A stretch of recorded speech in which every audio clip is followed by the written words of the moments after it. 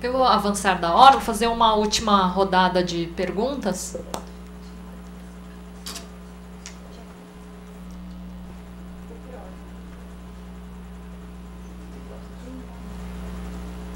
Márcia Plaza. Eu gostaria de saber do Ricardo e do Fred um pouco a questão da qualidade. Como aqui está sendo debatido tanto essa questão da falta, né, dos recursos hídricos, da disponibilidade das águas, eu gostaria, e principalmente para abastecimento público, eu gostaria de saber como é que fica essa questão no hidroanel quando ele é usado para barcaça de lixo de lodo, para transporte de lixo de lodo, na represa de Itaiaçupeba, que é um dos mananciais utilizados para abastecimento, porque senão nós vamos ter um comprometimento dessas águas. Precisa saber como é que isso é solucionado, né? Já que nós temos aqui na Bacia do Alto Tietê já uma carência desses recursos disponíveis para o abastecimento, né? Eu gostaria de ouvir dos dois uma sobre essa questão.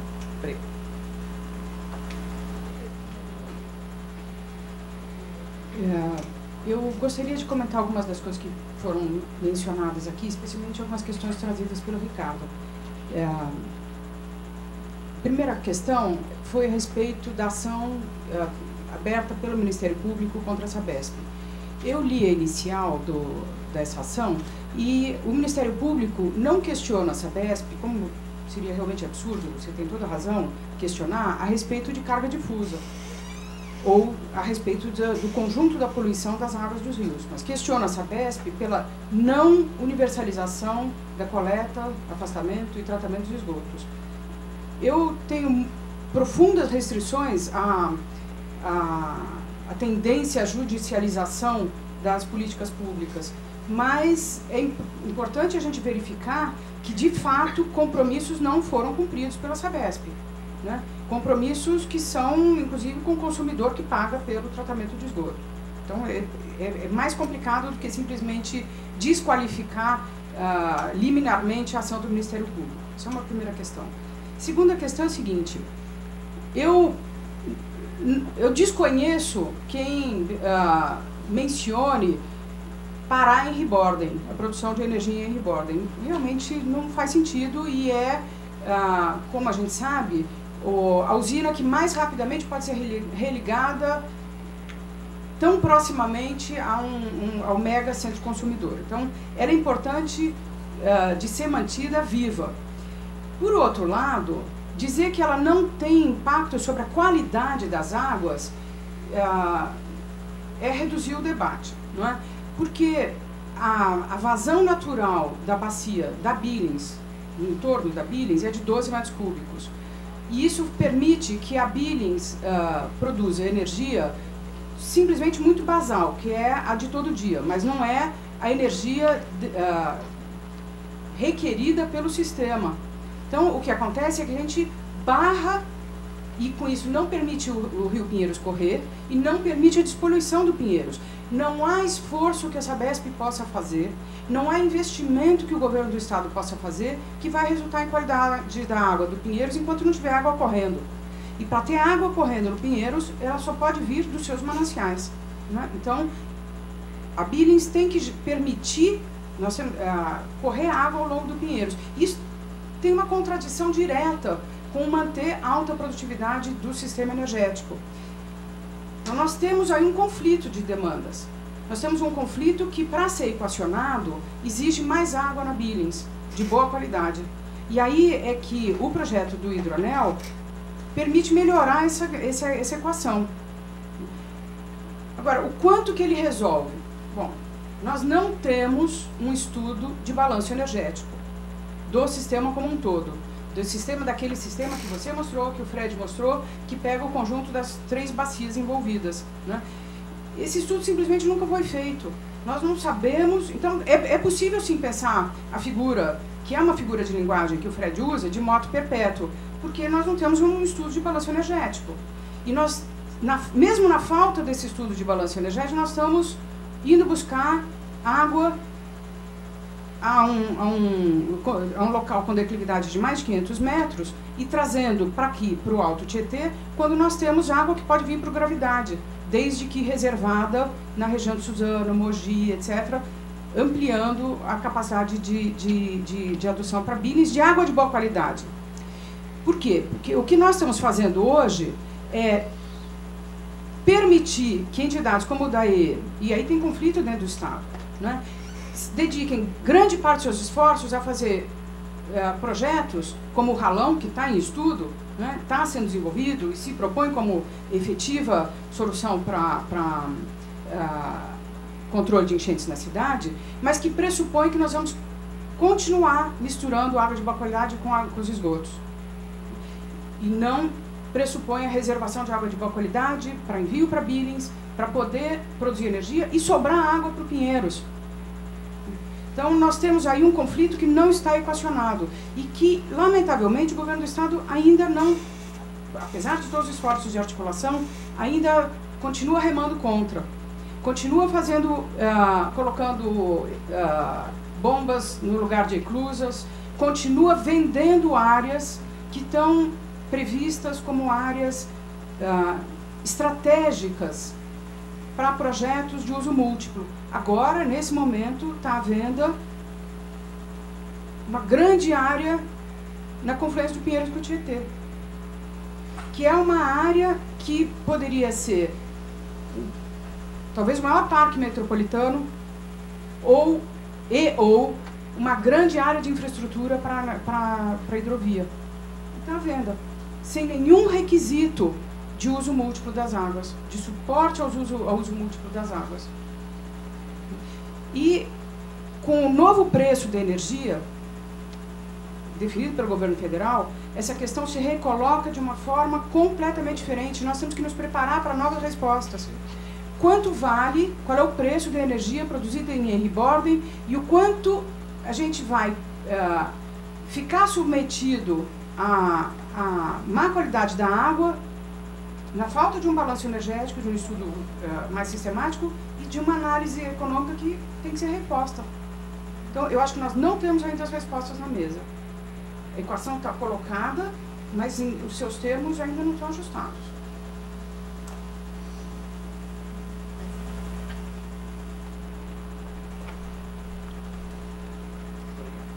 Bom, meu nome é Alexandre Morim, sou empreendedor. E o Joaquim até citou, nós fizemos uma comitiva aqui de paulistanos até o Rio, através da Rede de Transformação Pública, para conhecer as iniciativas. Eu queria que o Joaquim pudesse comentar um pouco mais sobre a questão da convergência dos interesses políticos que está acontecendo no Rio, que acho que foi uma das coisas que marcou a gente, de ver o governo municipal muito alinhado com o governo do Estado, muito alinhado com o governo federal, para poder viabilizar isso. E se você puder também comentar a questão dos projetos autofinanciados, onde por direitos de construção de prédios mais altos, alguns projetos da prefeitura são financiados pelas próprias construtoras e pelo interesse da iniciativa privada, viu, Joaquim? Acho que é legal para quem é de São Paulo conhecer um pouco mais isso. E por último, ainda nessa questão de convergência política, como está a convergência política, essa convergência de interesses na região metropolitana? Aí se o Frederico puder comentar rapidamente, porque a gente sente falta não da prefeitura, mas do governo, da governança da região metropolitana de São Paulo. Se tiver alguma dúvida, alguma recomendação pontual, eu gostaria de escutar. Gente, pelo avançar das horas, a gente vai ter que encerrar a rodada de perguntas. É complementar a pergunta? Então, passa para ela. A minha é complementar, a da doutora lá. Tá, só peço que seja bem breve, tá bom? Mariana, da Fundação de Saneamento, indo na esteira do que o Milton falou da vassoura d'água e essa questão toda de usos múltiplos, né, e um escopo múltiplo, principalmente de gestão de recursos hídricos, me parece que um fator a entrar aí nessa articulação toda é o da educação ambiental. E eu gostaria que nessa etapa final aí dos comentários, que vocês abordassem um pouco isso também. Obrigada.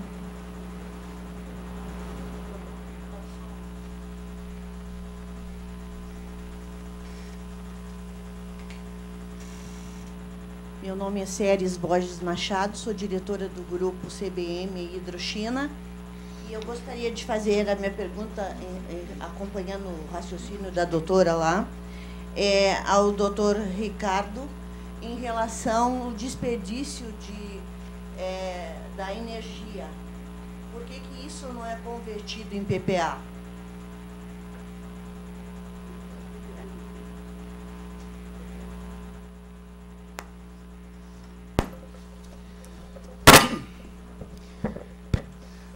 Bom, eu vou começar, como disse o Ricardo, para aquilo que nos converge, e uma parte, eu acho que até a Estela já começou a colocar. Eu, incidentalmente, estou hoje no setor de transporte, mas eu comecei a minha vida profissional no setor elétrico, né? Eu fui desde o estagiário da Light, incidentalmente estagiário em Henry Borden, tá certo? E não há a menor dúvida de que a Henry Borden hoje é imprescindível. Então, há uma discussão temporal colocada. Se a gente olha nos dias de hoje, amanhã, 2013, há um recorte. Se nós olhamos em 2020, 2030, 2040, é um outro recorte. Aliás, a tal da insegurança energética de que o Ricardo falou, ela é muito mais grave. Não é só pelo quantitativo que efetivamente nós temos um déficit de energia aqui. Mas nós temos um problema de qualidade.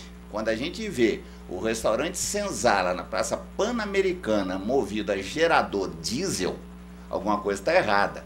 O Otávio Café, que não pode ligar o ar-condicionado determinada hora do dia, está errada. Apesar daquela Babilônia na Faria Lima não poder ser inaugurada por falta de energia, alguma coisa está errada. E geradores espalhados até por prédios residenciais movidos, alguma coisa está errada. Ou do ponto de vista de projeto, do ponto de vista de operação, do ponto de vista comercial.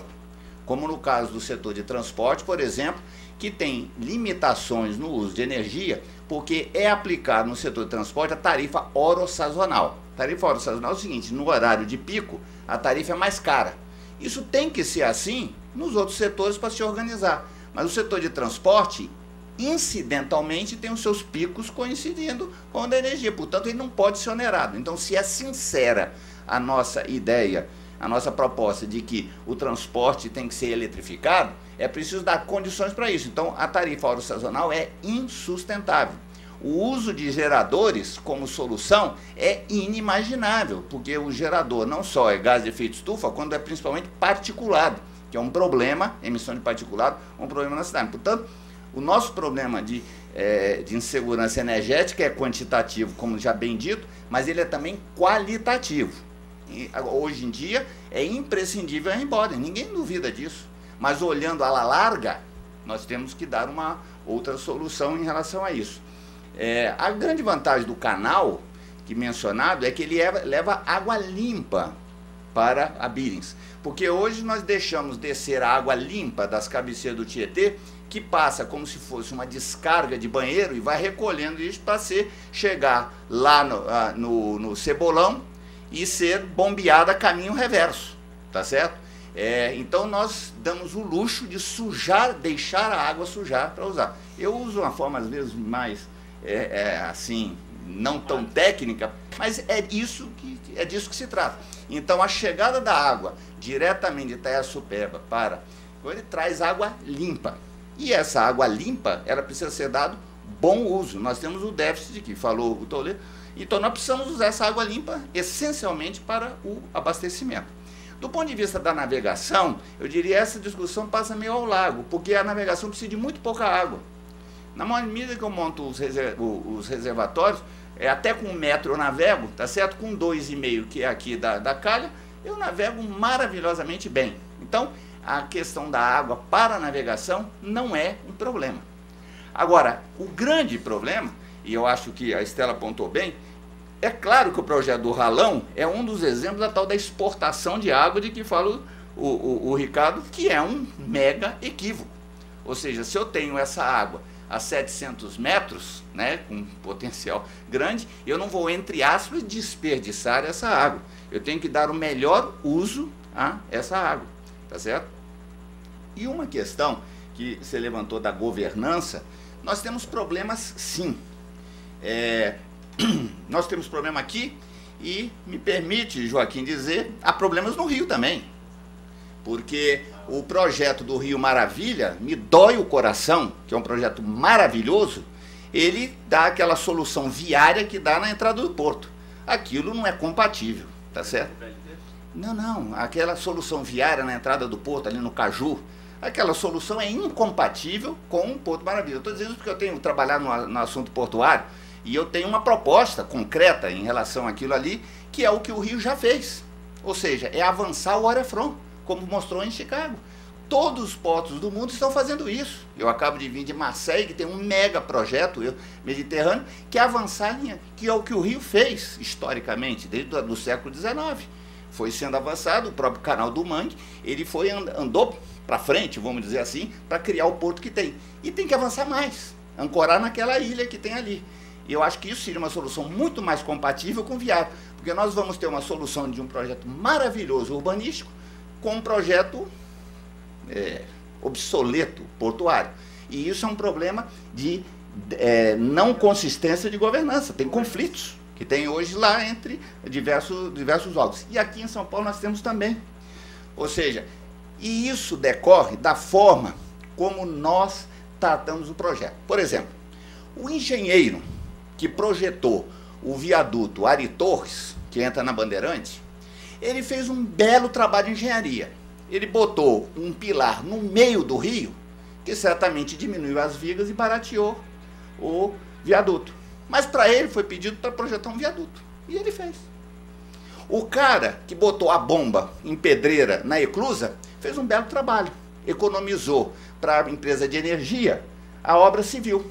E o cara que está pensando na necessária bomba de traição, em botar na Eclusa de traição, também está pensando bem. Vai baratear para a EMAI. Tá certo?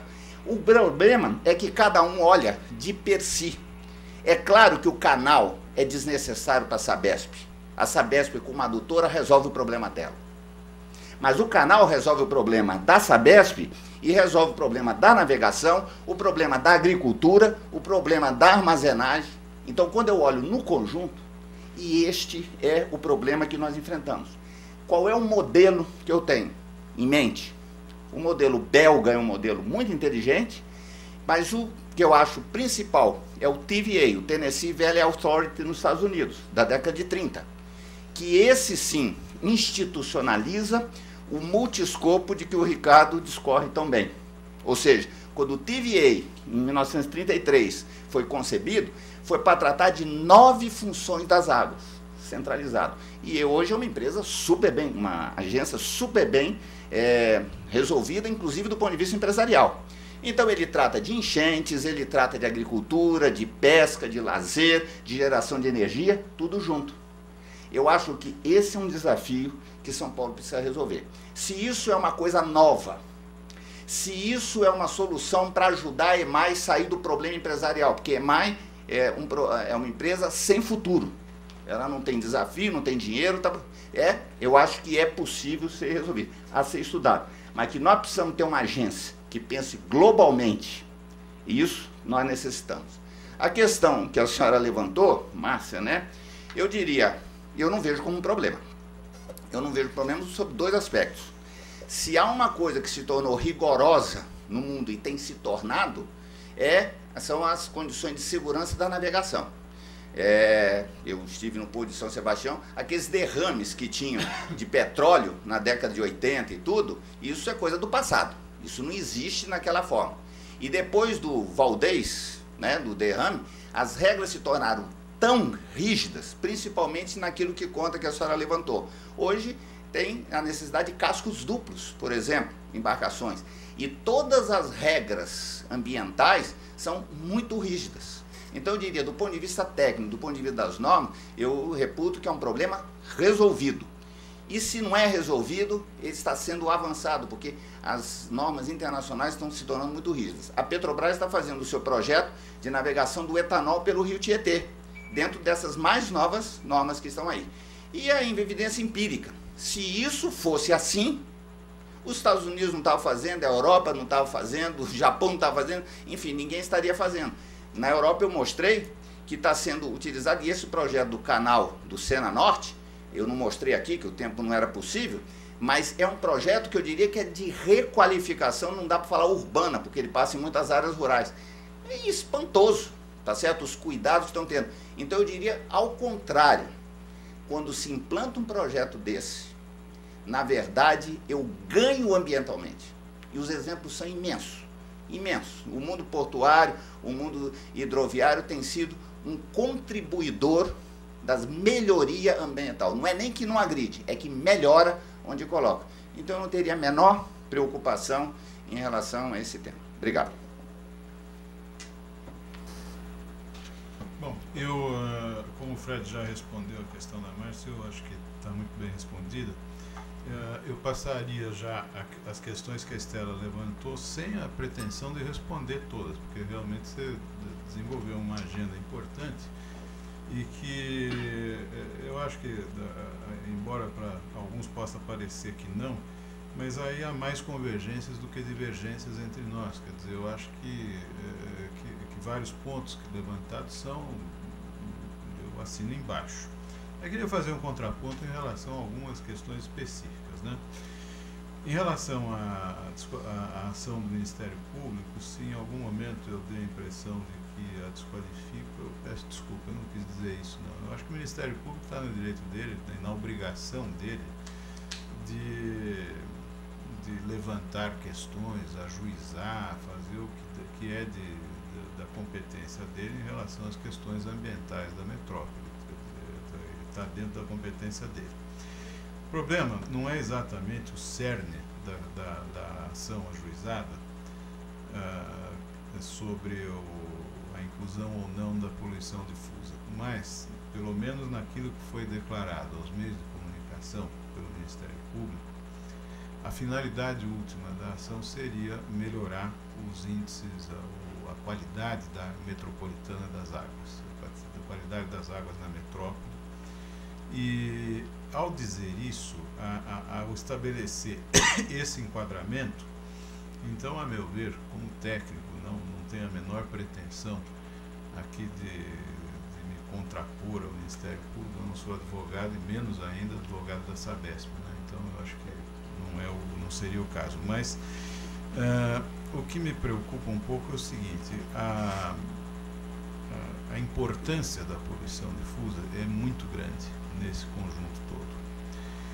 E se nós centrarmos toda a capacidade de investimento público na despoluição de fontes concentradas, ou seja, vamos tomar por suposto que, em face desta demanda, toda a capacidade de investimento público no Estado, na região metropolitana, seja concentrada, então, agora em tratamento de esgoto e interceptores e redes troncais para chegar lá. Pode ser que essa seja a consequência de uma ação desse tipo. Então, isso vai forçosamente diminuir a capacidade de investimento em outras áreas. Por exemplo, eu tinha citado anteriormente o controle de qualidade das águas de inundação, das águas de controle de inundação. Eventualmente, antes de nós partirmos para uma generalização de tratamento de esgoto em nível avançado e nível terciário, seja mais prudente, haja um benefício líquido maior neste conjunto em se priorizar, em algum momento, o tratamento da água de drenagem. Por quê? Porque antes de atingir o ideal, a gente teria um processo gradual por meio do qual, com menor custo de investimento, você obtém uma despoluição maior do que um tratamento terciário ou um tratamento generalizado de esgoto, porque a poluição difusa é tão alta que ela ainda está num estágio que pequenos investimentos geram um benefício marginal muito alto. Então, ela tem provavelmente o potencial maior de gerar benefício líquido em termos de despoluição. Isto não está claramente mapeado ainda. Portanto, não se trata de desqualificar a ação, mas talvez ela seja ainda um pouco extemporânea. Não se esgotou ainda o estudo, todas as reflexões acerca do problema para saber se realmente é este o momento de se exigir uma concentração de investimentos a tal nível, tão imediata na despoluição de fontes concentradas. Isso, realmente, se a Sabesp tem pendências ou não, certamente tem, mas não é o caso, não é o caso da gente entrar nessa discussão aqui. Quer dizer, eu acho que é muito mais o espírito de uma ação desse tipo, e como você mesmo concorda, quer dizer, a judicialização ela é sempre um engessamento. Quer dizer, a partir do momento que judicializou, já não se discute mais alternativas tecnológicas, porque aí virou objeto de demanda judicial, mesmo que daqui a anos essa resposta seja tecnologicamente superada, ela vai continuar sendo obrigatória por força da demanda judicial. Então isso é o pior que tem na judicialização, porque ela engessa uma realidade naquele dia.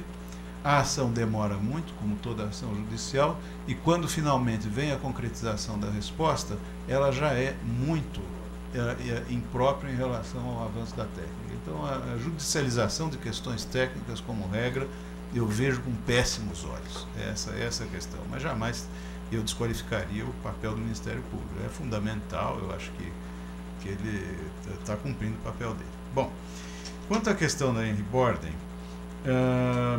eu concordo com vocês dois, Fred e Estela, sobre a desejabilidade de se ampliar a disponibilidade no reservatório Bings a partir de uma eventual sangria do Taiaçupeba. Pode ser realmente uma coisa importante.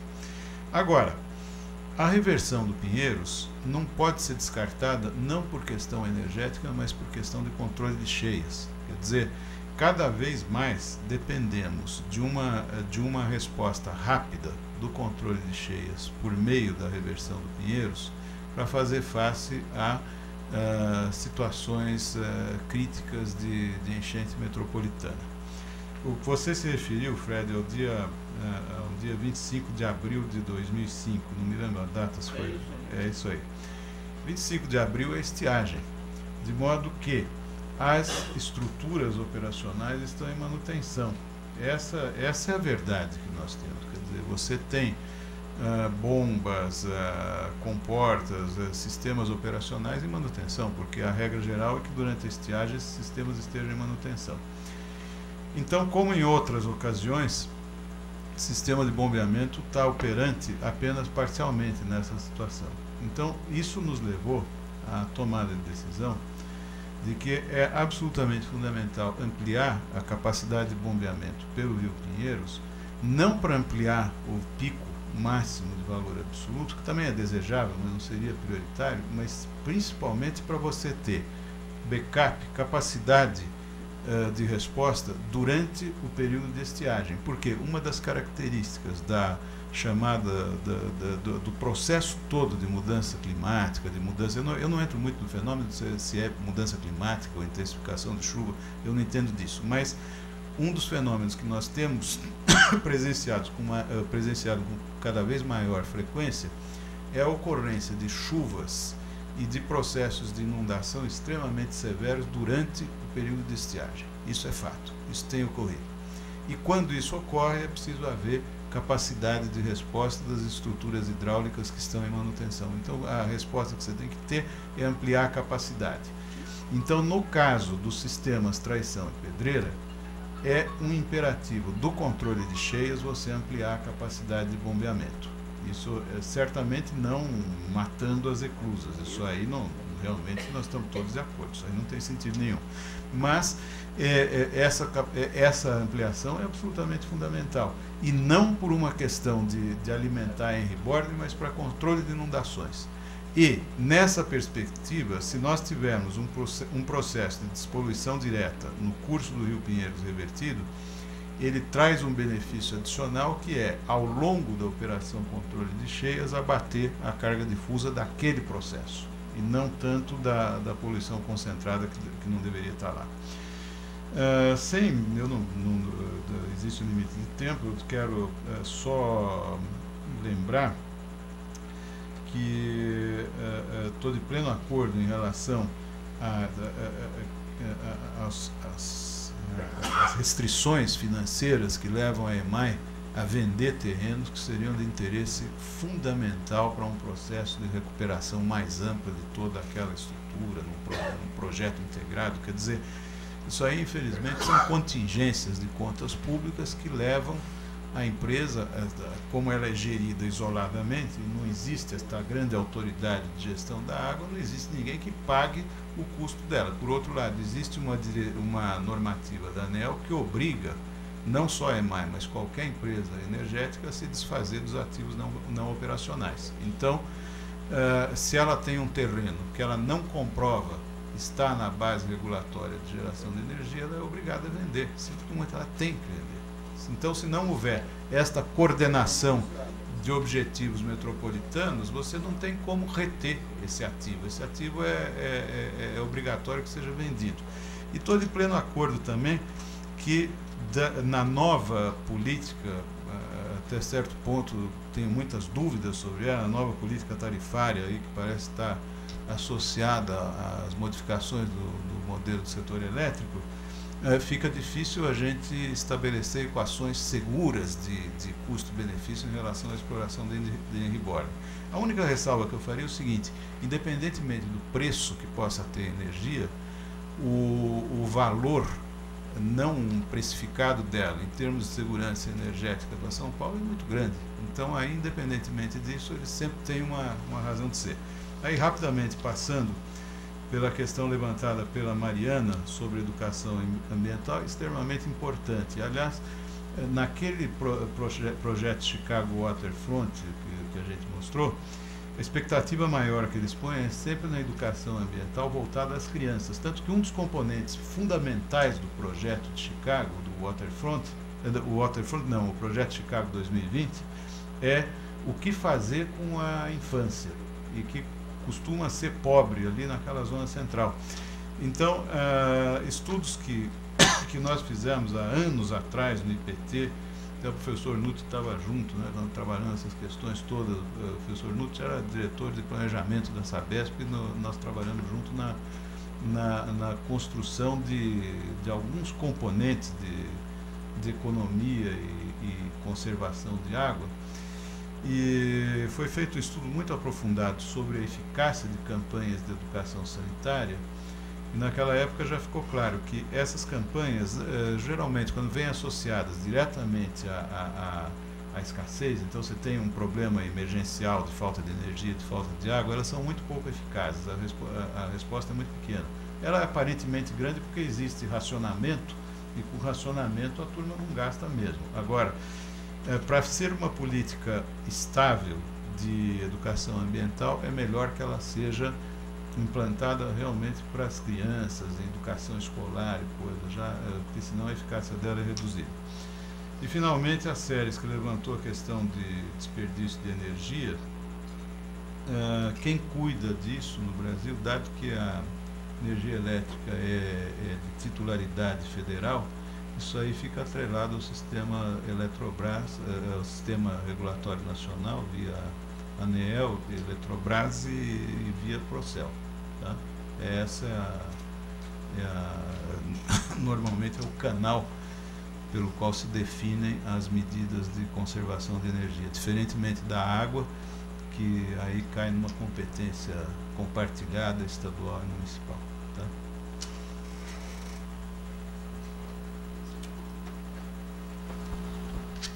Bom, sobre o questionamento sobre a questão do Alexandre, da parceria do setor privado e setor público, eu acho que todas as grandes cidades do mundo, né, são cidades extremamente desenvolvidas, né, os grandes centros, as metrópoles, as megatrópoles. Talvez o Rio seja uma das poucas cidades que tenha ficado congelado no tempo dos últimos 30, 40 anos.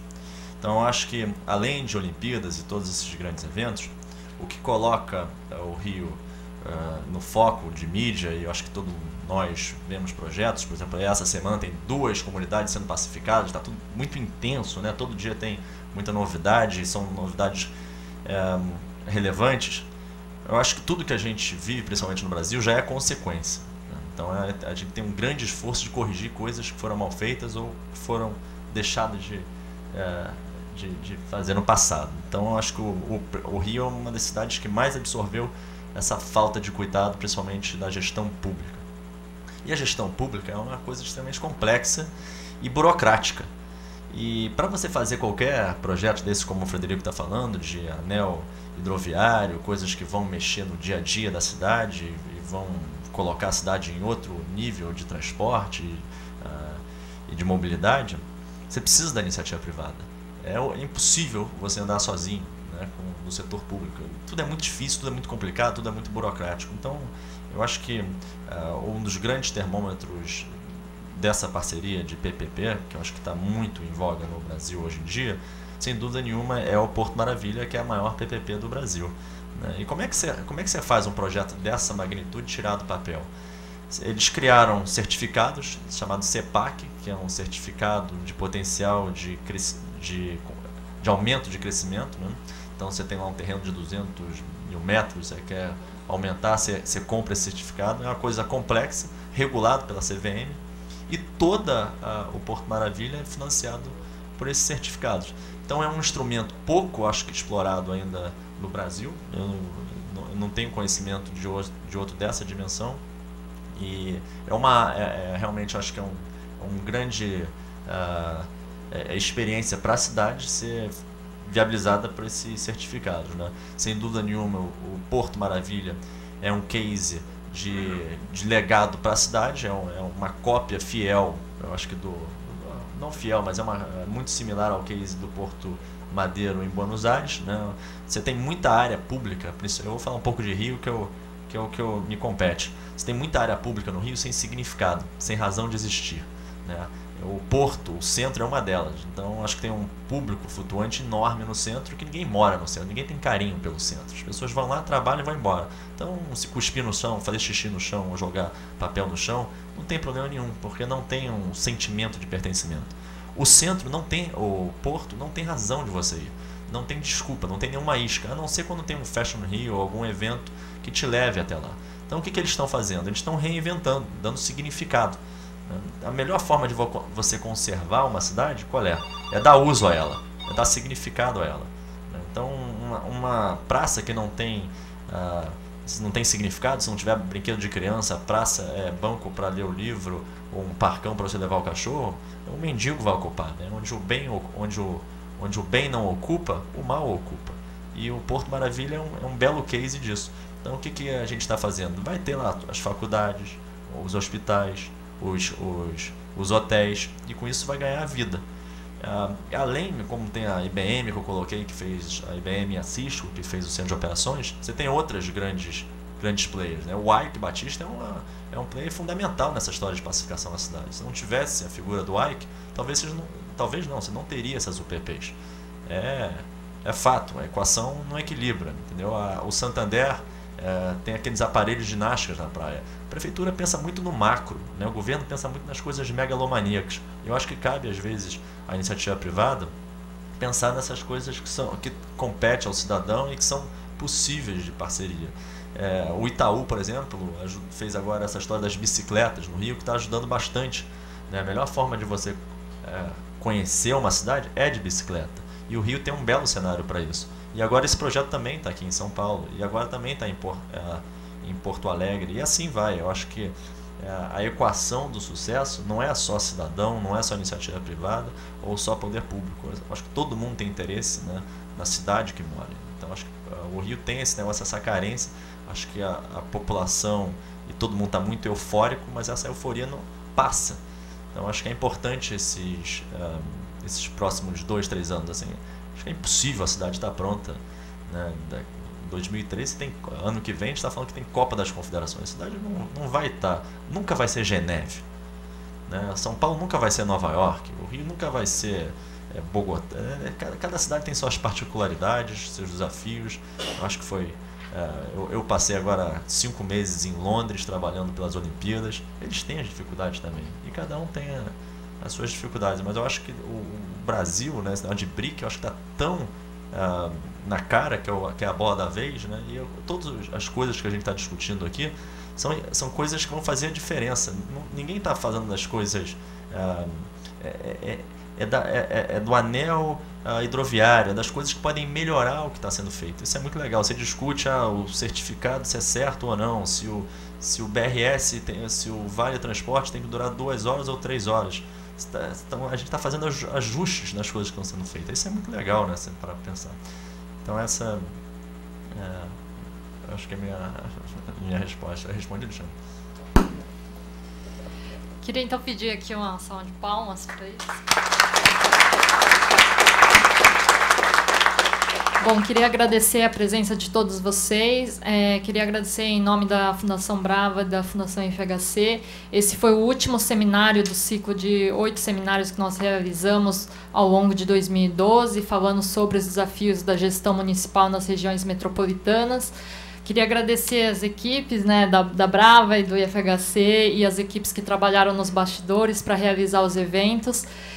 Agradecer a todos os palestrantes que participaram do ciclo e que ajudaram a produzir uma discussão tão rica quanto a de hoje.